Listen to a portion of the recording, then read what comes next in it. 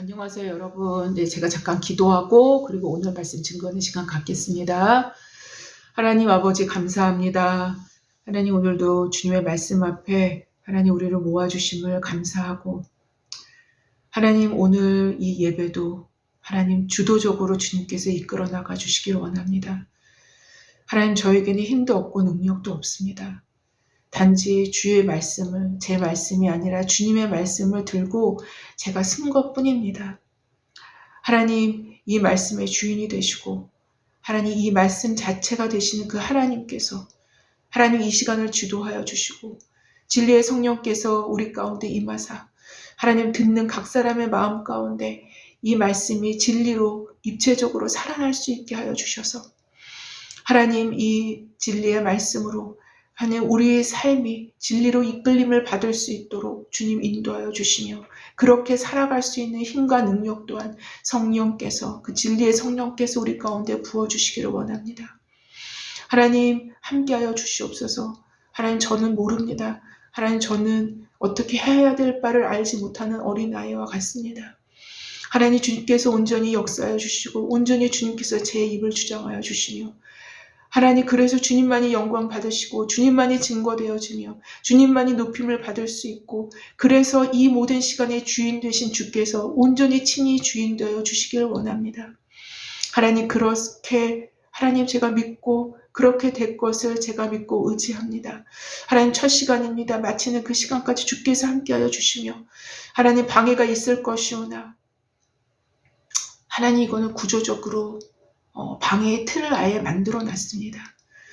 하나님 방해가 오늘 또한 있을 것이오나 그러나 하나님 그 모든 것들이 오늘 또한 무용지물이 되게 하여 주시사 하나님 주의 말씀이 증거될 때 하나님 모든 방해되는 모든 것들을 주님께서 없애주시며 무용지물 되게 하여 주셔서 듣는 모든 사람들의 마음 가운데 이 말씀이 증거되어질 때 하나님 그 어떠한 하나님 아버지 불편함이나 하나님 어떠한 방해가 되지 않도록 주님께서 친히 역사하여 주시기를 원합니다. 주님께서 함께 하실 줄 믿사오며 예수님의 이름으로 기도했습니다. 아멘. 네, 여러분 오늘 제가 로마서 말씀을 또 다시 들고 섰습니다. 네, 본문은 그 다음 본문이죠. 네, 그래서 본문은 로마서 9장 14, 15, 16절을 오늘 본문으로 잡았고요. 네, 그리고 로마서 본론 네 번째 시간을 지금 계속 갖고 있는데요. 소 제목으로는 이스라엘의 구원과 하나님의 절대 주권에서 하나님의 예정과 선택 벌써 12번째 시간을 가질 것입니다. 네, 그리고 본문은 제가 지금 말씀드렸던 것처럼 로마서 9장 14, 15, 16절입니다. 제가 한번 봉독해 보겠습니다. 14, 15, 16절입니다. 9장. 그런즉 우리가 무슨 말을 하리요? 하나님께 불의가 있느냐? 그럴 수 없느니라. 모세에게 이르시되 내가 긍휼히 여길 자를 긍휼히 여기고 불쌍히 여길 자를 불쌍히 여기리라 하셨으니 그런즉 원하는 자로 말미암음도 아니요 다른 박질하는 자로 말미암음도 아니요 오직 긍휼히 여기시는 하나님으로 말미암음이니라. 예, 그 말씀을 들고 제가 말씀을 증거하는 시간 갖겠습니다. 나폴레옹이 이끄는 병사들 가운데 한 사람이 탈영을 시도하다가 붙잡혔다고 합니다. 예. 그는 이번이 두 번째 탈영이었기 때문에 첫 번째가 아니었어요. 예, 두 번째 탈영을 시도했기 때문에 그 병사는 최고형인 사형을 언도받게 된 것입니다. 예, 군법으로는 어쩌면 이게 너무나 당연한 것이죠. 예. 그런데 그의 어머니가 나폴레옹에게 달려와 아들을 살려달라고 애원을 했습니다. 예, 탄원을 한 거예요. 예.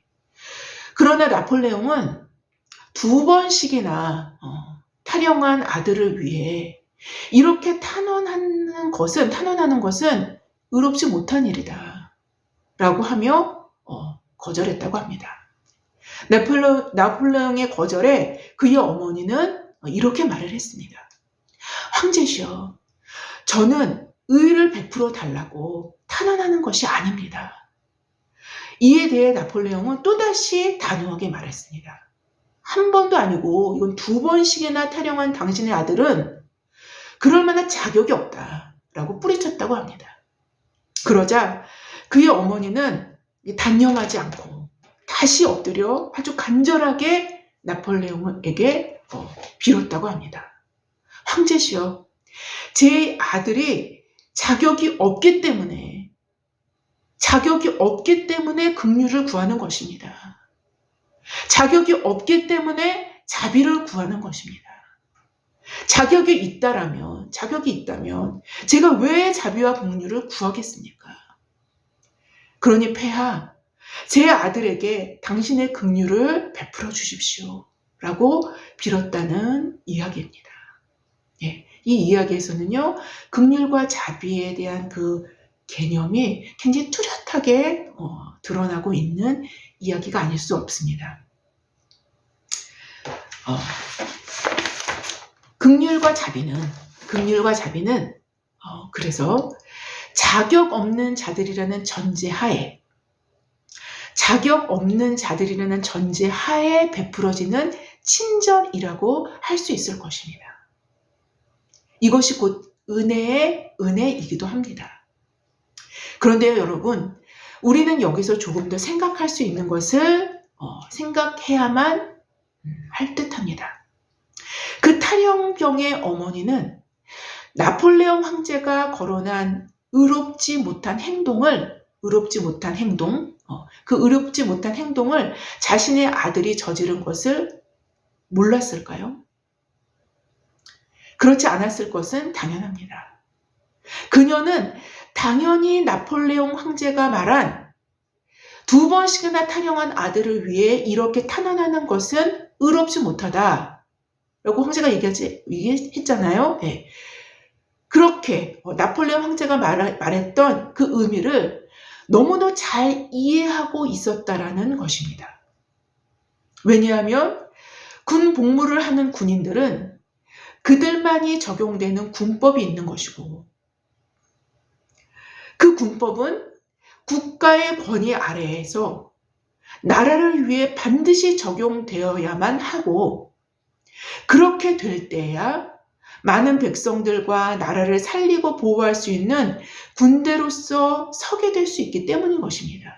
네. 그래서 아주 군법은 굉장히 강력하죠. 예. 따라서 국군에 적용되는 군법은 엄격할 수밖에 없다라는 것입니다.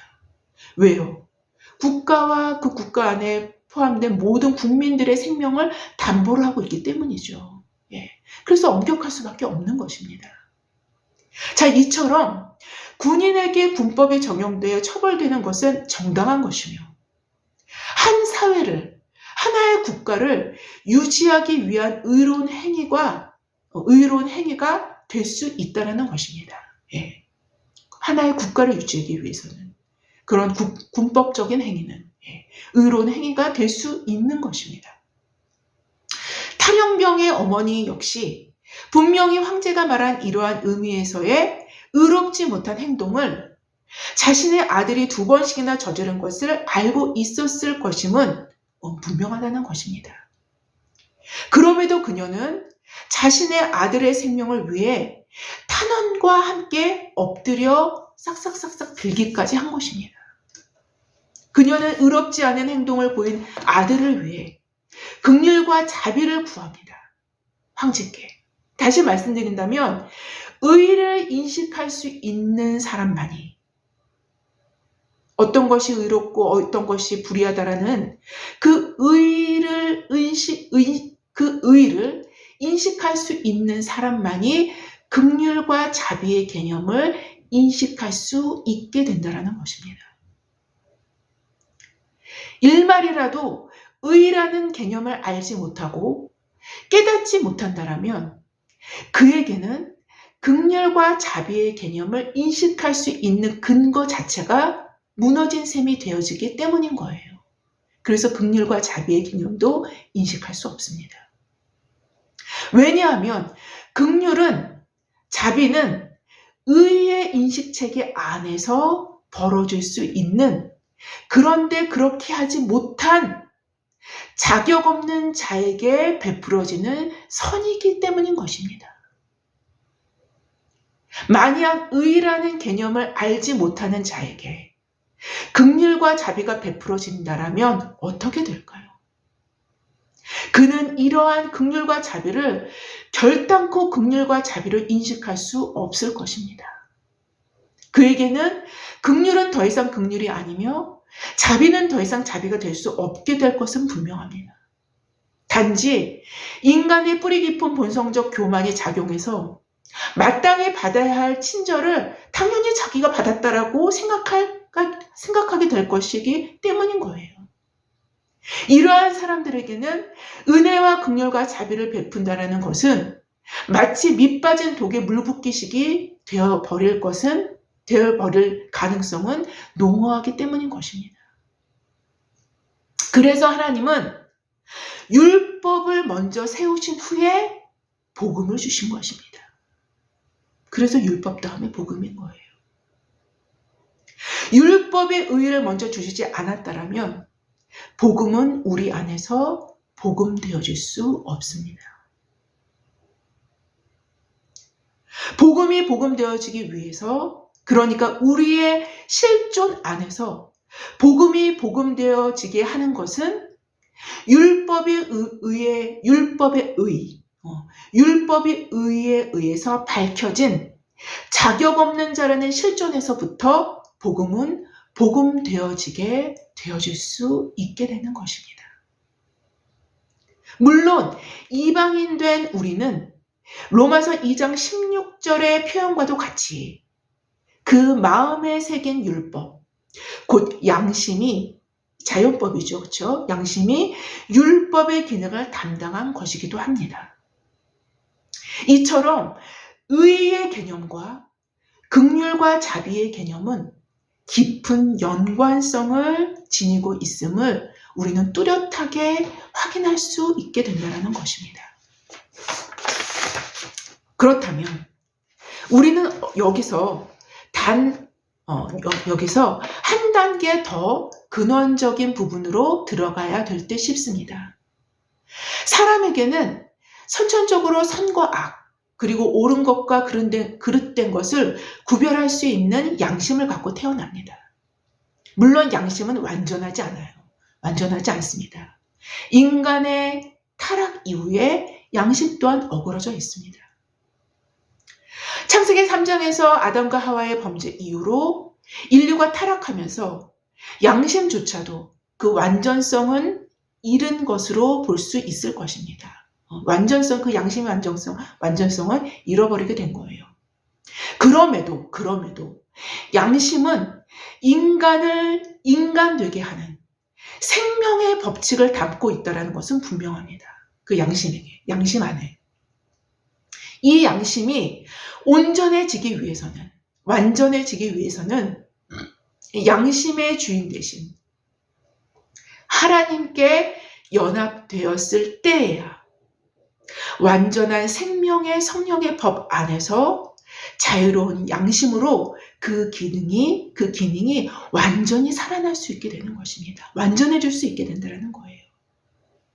자, 그렇다면 우리의 양심으로도 그 감각을 느끼고 알 수 있는 의의 인식에 대해서 잠시 알아보고자 합니다.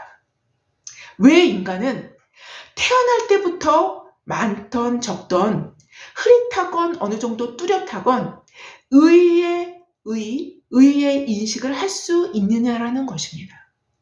왜 의를 인식할 수 있느냐라는 거예요. 양심을 통해서 말입니다. 바로 우리가 하나님의 의로우심을, 우리 자신이 하나님의 의로우심을, 하나님의 의를 우리의 인식체계 안에서 인식할 수 있는 것은,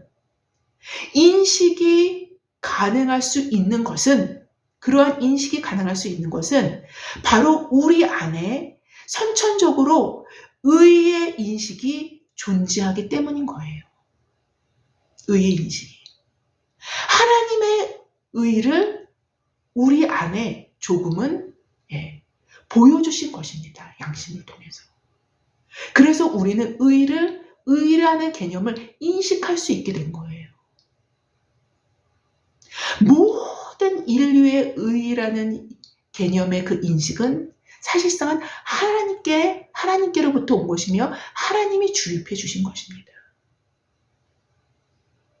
이것이 그 의가 온전하든 온전하지 않든 말입니다. 다시 말씀드린다면 우리는 이 지점에서 역으로 생각해 볼 수 있겠는데요. 하나님께서 하나님의 영원하신 속성인 그 의를 인간으로 하여금 인식하게 하기 위하여 우리를 창조하실 때 의를 인식할 수 있는 존재로 만드시기 위해 우리 안에 양심이라는 도구로 의를 알고 인식해야 하는 어떤 것을 하나님 자신이 우리 안에 두신 것입니다. 그분이 우리에게 양심을 만드셔서 이것이 또한 하나님의 어떠한 것을 닮은 존재로 만들어졌음을 의미하게 되기도 하는데요. 이것 또한 하나님의 형상을 닮았다라는 그 개념에 포함할 수 있는 어떠한 하나님의 닮음입니다. 제가 전에도 말씀드렸듯이 서로 닮은 꼴이 있어야 교제와 친교가 가능한 것입니다. 서로 닮은 꼴이 있어야. 닮은 꼴이 없다라면 관계 자체가 형성될 수 없기 때문인 것입니다. 닮은 꼴이 없다면 커뮤니케이션 자체가 될 수가 없는 거예요. 관계 자체가 형성될 수 없습니다. 반드시 관계가 이루어져야 되고 친교가 이루어지기 위해서는 닮은 꼴이 먼저 선행되어져야 하는 것입니다. 여하튼 인간은 위대하신 조물주와 교제와 친교를 나누기 위한 존재로 애초부터 창조되어졌기 때문에 그분의 위대한 성품이신 의로움을 인식할 수 있고 또 창조주의 의로운 속성과는 이질적인 불의 역시 인식할 수 있게 된 것입니다. 이러한 모든 것들을 하나님께서 우리 인간에게 주입시켜 주신 거예요. 불의는 하나님의 영원하신 속성에 전혀 포함될 수 없는 어떠한 것이기에 이로써 우리는 이 반대적이고 이 이질적인 것도 인식할 수 있게 된 것입니다.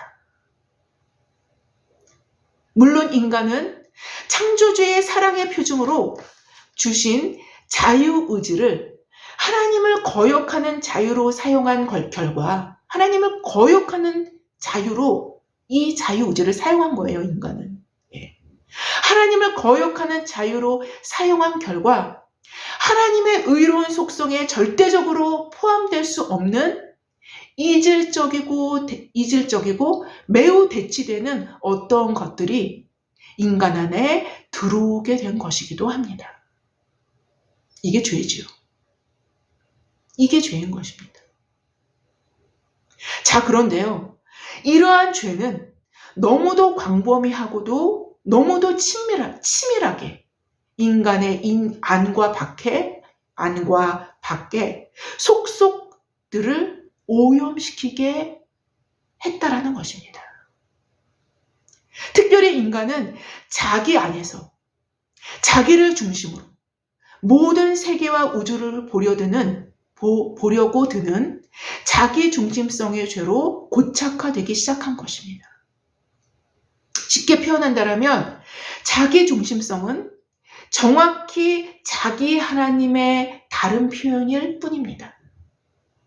자기 중심성은 정확히 자기 하나님의 다른 표현일 뿐입니다. 자신을 하나님으로 대우하려고 들고 자신을 하나님으로 추대한 결과인 것입니다. 사실 성경은 이러한 현상을 우상숭배로 규정합니다. 자기 우상숭배. 따라서 사람은 하나님의 형상으로 지음받았지만 죄로 왜곡되어 있지 않습니까?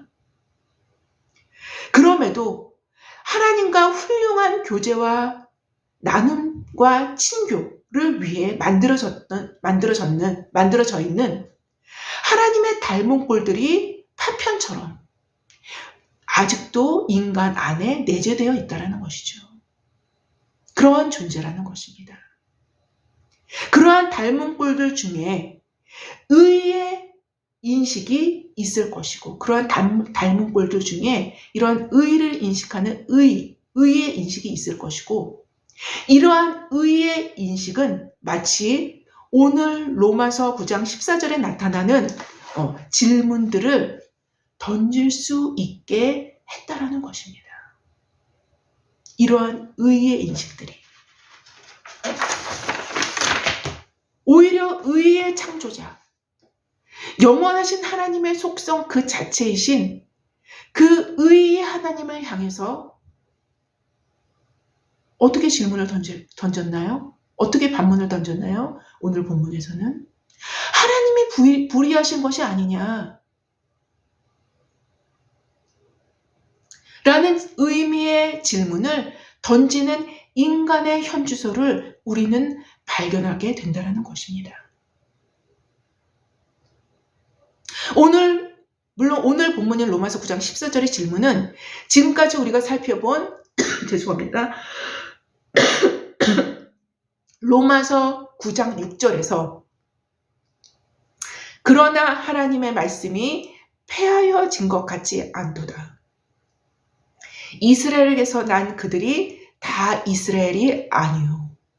라는 질문에 대한 7절부터 13절에 이르는 그에 따른 상세한 답에 대한 설명으로 인하여 도출된 반론이라 할 수 있을 것입니다. 예. 이것에 대한 반론으로 오늘 본문인 하나님이 불의하신 것이 아니냐라는 반론을 제기할 수 있게 된 거예요. 사도는 이스라엘을 향한 하나님의 말씀이 폐하여질 수 없는 이유에 대해서 설명하기를 하나님은 인간의 어떠함이 아니라 하나님의 약속과 선택이라는 방법을 통해서 당신의 영원하신 뜻을 이루어 가시기 때문에 결코 실패하거나 폐하여질 수 없다라는 것을 증언했어요. 그것을 주장한 것입니다. 그렇기 때문에 이러한 특별한 누군가와 약속하시고 그리고 그 누군가를 선택하시는 일들은 당연히 모든 사람을 포괄할 수 없기에 그 모든 사람을 포괄한다면 그게 선택이 되겠습니까? 예. 그게 약속이 되겠습니까? 약속과 선택은 그 많은 사람들 중에서 어떠한 누군가와 약속하시며 어떠한 누군가를 선택하시는 거지 않겠습니까? 예. 그래서 선택하시는 일들은 당연히 모든 사람을 포괄할 수 없기에 사도는 이스라엘에게서 난 자가 다 이스라엘이 아니요 라는 중요한 명제를 앞서 기록한 것입니다. 이에 대해서 약속의 자녀 이삭 이야기와 리브가의 쌍둥이 아들 중 택하심을 받은 야곱 이야기를 들어서 하나님의 선택교를 설명한 거예요. 그렇죠? 그래서 로마서 9장 7절부터 13절에서 성경적 사례로 이 선택의 교리를 이 선택과 하나님의 예정과 선택을 성경적 사례를 보여주면서 쭉 설명을 해온 것입니다. 예. 그런데요, 이 이야기를 즉 사도의 논증을 들으면서 누군가는 이렇게 반론을 한 것입니다. 그렇다면 하나님은 너무 불의한 것이 아니냐? 아직 나지도 아니한 때에 그들이 무슨 선이나 악을 행하지 아니한 때에 오직 택하심을 따라서만 하나님의 자녀와 그렇지 않은 유기된 자를 나눈다라는 것이 어찌 정당할 수 있겠는가? 오직 부르시는 이, 오직 택하시는 이의 뜻으로만 결정된다라는 것은 곧 하나님은 불의한 분이시라는 것을 보여주는 것이 아니냐? 라는 반론을 제기한 것입니다. 이게 오늘 본문인 거예요. 이러한 반론에 대해서 사도는 그럴 수 없느니라라고 아주 강하게 못 받고 있는 것을 오늘 본문은 보여주고 있는 거예요. 그러즉 우리가 무슨 말을 하려? 하나님께 불의가 있느냐? 그럴 수 없느니라. 로마서 9장 14절에 이렇게 오늘 본문은 기록을 합니다. 여러분은 어떻게 생각하십니까? 우리가 설교 초기에 조금은 생각해 보았지만 이러한 반론을 제기할 수 있는 인식 능력 자체, 그리고 의의 인식 자체가 누구의 것이었나요? 누구의 것이었어요? 네, 바로 하나님의 것이었고, 하나님을 닮은 파편들이 우리 안에 이미 존재하기 때문에 이러한 반론이 가능한 거예요. 사실상은. 그런 파편들이 우리 안에 이미 존재하기 때문에 이러한 반론 자체가 가능할 수 있게 된 것입니다. 그러나 인간은 바로 그 파편들로 하나님께 대항하는, 그리고 더 나아가 하나님을 대적하는 우리 안에 무기인 양 생각하기에 이른 것이기도 하다라는 것입니다. 특별히 하나님께 불의가 있느냐? 그럴 수 없느니라 라고 개역개정은 번역하고 있는데요. 로이드 존스는 그의 강해서에서 이렇게 번역을 합니다. 하나님께 불의가 없는가? 하나님께는 불의가 없는가? 있을 수 없느니라 라고 기록을 합니다. 이게 원래 더 원어에 충실한 번역입니다. 하나님께는 불의가 없는가? 그러면 하나님께도 불의가 있다. 이런 표현을 담고 있는, 원어에는 이런 표현을 담고 있습니다. 예. 그래서 여기에 대해서 있을 수 없느니라 라고 기록을 합니다. 즉 하나님께 불의가 있다는 것은, 하나님께 불의가 있다라는 것은 그 일은 생각조차 할 수 없는 일이라는 것입니다. 생각조차 할 수 없는 일이라는 것임을 사도는 답변합니다.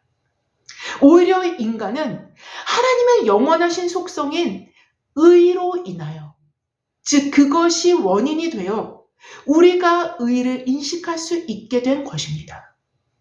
우리의 인식체계가 의를 인식할 수 있는 이유는 그 영원하신 분이 우리로 자신과 교제하고 사귐을 갖게 하시려고 당신의 닮은 꼴을 우리 안에 조금 넣어주셨기 때문인 것입니다. 불의는 곧 하나님의 닮은 꼴의 부재이며, 하나님의 닮은 꼴의 부재이며 하나님의 부재의 결과일 뿐이라는 것입니다. 뭐가요? 불의는. 따라서 사도가 오늘 본문 로마서 9장 14절에서 말씀하신 것과 같이 하나님께 불의가 있는가? 그럴 수 없느니라.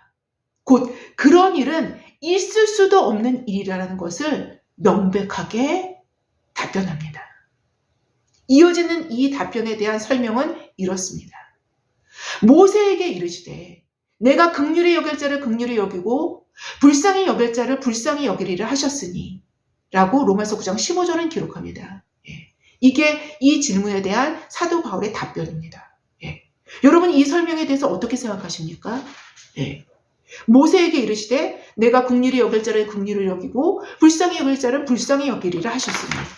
예. 앞서 반론을 제기한 사람들에게 속 시원한 답이 되어줄 수 있다고 생각하십니까? 하나님께서 불의하시냐, 의로우시냐? 하나님의 의로우심에 빨간 불이 켜진 상태인데 내가 긍휼히 여길 자는 긍휼히 여기고 불쌍히 여길 자를 불쌍히 여길 것이라는 이 설명이, 이 답변이 조금은 맞지 않아 보이지 않습니까? 이게 좀 엉뚱한 답인 거 마냥 생각되어 줄 수 있지 않습니까? 이게 무슨 말이야? 라는 식의 답변을 지금 사도 바울이 말씀을 하시고 계신 거예요. 사도는 지금 이렇게 사실은 나라고 말씀하시고 계신 것입니다. 너희는 지금 하나님께서 불의하신 것은 아니냐? 의로우신 부분이 보여지지 않는다라는 식의 반론을 제기하고 있지만 사실상 우리 인간은 하나님 앞에서는 모두 피할 수 없는 죄인이다. 죽을 수밖에 없는 죄인들이 불의냐 의냐를 논하는 것 자체가 불의한 범주 내에 포함되는 질문이라는 거예요. 그 질문 자체가.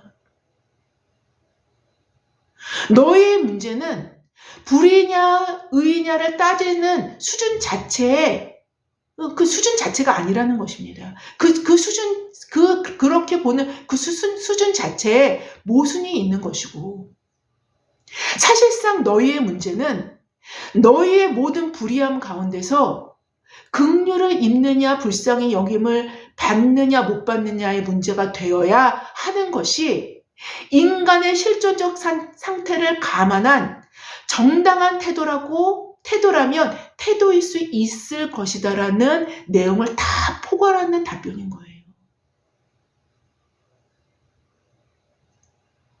단지 긍휼을 입을 자, 불쌍히 여김을 받는 자들은 영원하신 자의 은혜에 표현할 수 없는 감사를 드릴 수 있을 뿐이며, 그렇지 못한 자들은 그저 자신들의 죽을 수밖에 없는 죄인으로 그 죄로 죽는 원리가 적용될 뿐이라는 것입니다. 굉장히 엄숙하게,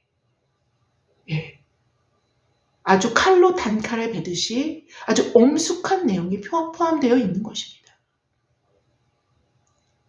여기에 대해서는 결코 하나님의 의로우심의 문제가 하나님의 의로우심에 대해서 문제를 제기할 수 없다는 거예요. 문제가 생길 수 없다는 것이 사도의 증언인 거예요.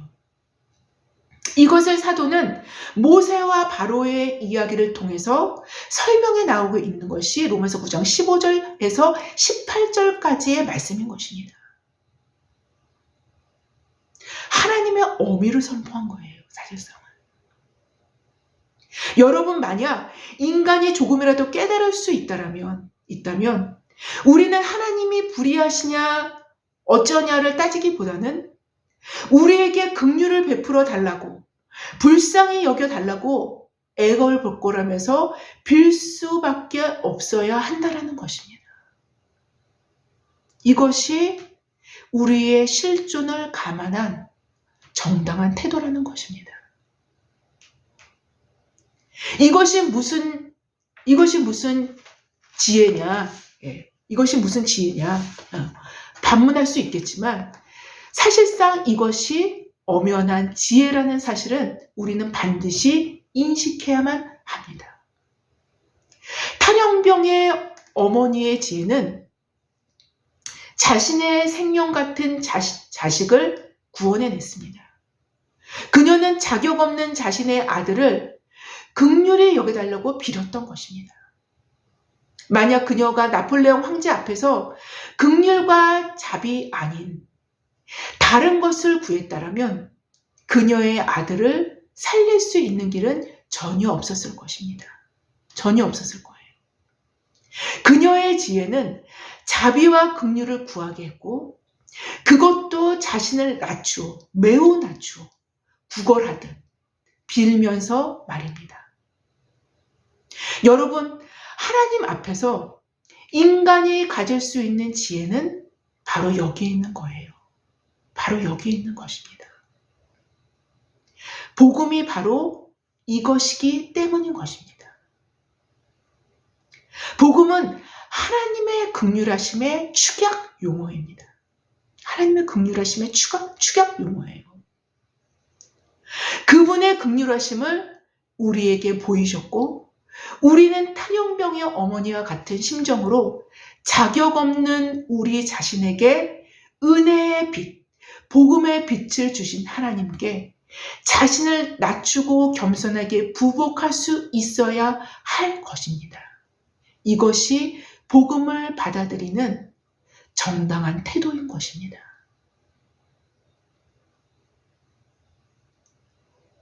이러한 마음의 태도가 하나님의 긍휼하심을 입은 자들의 마땅한 태도일 수밖에 없게 되는 것입니다. 모세에게 이르시되 내가 긍휼히 여길 자를 긍휼히 여기고 불쌍히 여길 자를 불쌍히 여기리라 하셨은즉 라고 오늘 본문은 기록을 하고 있는데요.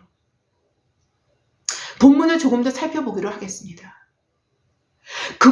긍휼이라는 단어와 그와 흡사한 의미를 갖고 있는 불쌍히 여김이라는 단어가 함께 쓰였음을 우리는 보게 됐는데요. 오늘 본문에서 쉽게 설명한다면 긍휼은 실제적인 행위가 포함이 되는 것이고, 불쌍히 여김은 이러한 마음의 상태만을 반영하는 거예요. 예. 그래서 불쌍히 여김을 받은 다음에 긍휼의 여김을 받는 것이죠. 예. 굳이 이제 시간적으로 설명하면 그렇습니다. 다시 말씀드린다면 하나님께서는 죄인 된 우리들을 불쌍히 여기셨고, 불쌍히 여기시는 대해서 끝난 것이 아니라 당신의 긍휼로 우리들의 죄에서 구원하신 것입니다. 이러한 하나님의 긍휼의 이야기가 복음의 이야기인 것입니다. 로이드 존스는 그의 강해서에서 이렇게 기록합니다. 긍휼 머시는 고통을 덜어주고자 하는 소원을 나타내는 것입니다. 예. 긍휼은 고통을 덜어주고자 하는 소원을 나타내는 표현인 것입니다. 반면에 불쌍히 여김은 고통을 바라보면서 체험했던 느낌과 관련된 것입니다. 약간 애매하죠? 이제 계속 읽어 내려가겠습니다. 다른 말로 말해서 불쌍히 여기는 것은 일반적으로 긍휼보다 먼저 옵니다. 불쌍히 여기는 것이란 어떤 고통당하는 사람을 볼 때 그 사람 속에서 즉각적으로 친절해주고 싶은 어떠한 느낌이 있음을 뜻합니다. 곧 불쌍하다는 느낌, 너무 안 됐다라는 의식이 바로 그런 것입니다. 그러나 긍휼은 바로 그 불쌍히 여기는 것을 실제로 옮겨놓는 것입니다. 긍휼은 불쌍히 여기는 것보다 더 실제적인 것입니다. 그것은 그 고통을 경감시키고자 하는 소원입니다. 또 그것에 대해서 무엇인가를 하여 그 고통을 제거하는 것입니다. 이것이 긍휼이라는 것입니다. 만약 우리가 전적인 긍휼하심으로 구원을 받았다라면, 그래서 하나님의 긍휼이 우리 안에 고여 있다라면, 그리고 우리의 현실이 바로 그 긍휼의 결과라면, 그 긍휼이 머물러 있다라면 반드시 우리는 그 긍휼이 우리의 현실 세계에서 묻어져 나오게 될 수밖에 없습니다. 그 긍휼이 우리의 현실 세계에서 묻어져 나올 수밖에 없습니다. 우리의 삶을 통해서. 어떠한 형태로든 표출이 된다는 거예요. 그러나 만약 하나님의 긍휼하심으로 구원을 받았다라고 생각하면서도 자기 중심적 세계관, 그러니까 자기를 중심에 놓고 세계와 우주를 돌리고 있다라면, 그 사람은 아직까지는 그 사람에게 있어서는 복음은 사이드일 뿐이지, 복음이 그 사람 전체를 바꿔놓는 상태는 아직까지는 그렇게 못 이르렀다는 것을 명백하게 보여준다는 것입니다. 그의 삶을 통해서. 더 정확히 말한다면 자기 중심성이 복음이 되어지지 못하게 자기 안에서 밀어낸 결과인 거예요. 여러분 안에 복음이 더 강하다라면 복음은 먼저 자기 중심성부터 깨트리기 시작합니다. 깨트리기 시작해요, 그것을. 어쩌면 복음은 평생을 우리 안에서 이 작업을 하십니다. 복음이 우리 안에 들어오면 복음은 곧 하나님의 긍휼하심이기 때문에 이 작업을 우리 안에서 행하십니다. 자기 중심성을 깨트립니다. 계속적으로 끊임없이 쪼개어 나갑니다. 자기 중심성. 왜냐하면 하나님과 우상, 자기 우상이죠, 여기서는. 하나님과 우상은 상생할 수 없기에 같이 살아갈 수 없습니다. 같이 공존할 수 없습니다. 상생할 수 없어요. 하나가 강한 만큼 하나는 약화되거나 소멸되고, 하나가 소멸되고 약화된 만큼 또한 하나는 강할 수 있기 때문인 거예요. 여러분, 오늘은 본문에 나타나는 불의와 그리고 의에 대해서 함께 생각해 보기도 했고요. 또 의와 연결되는 긍휼과 자비의 개념에 대해서도 생각할 수 있는 시간을 가진 것입니다. 그리고 또다시 로마서 9장 14절 15절 자체에 음해되어지는 호신론적 내용들도 생각해 본 것입니다. 여러분, 이런 모든 존재가 무엇이에요? 예. 우리 인간 모두는 하나님 앞에 죽을 수밖에 없는 죄인이라는 것입니다.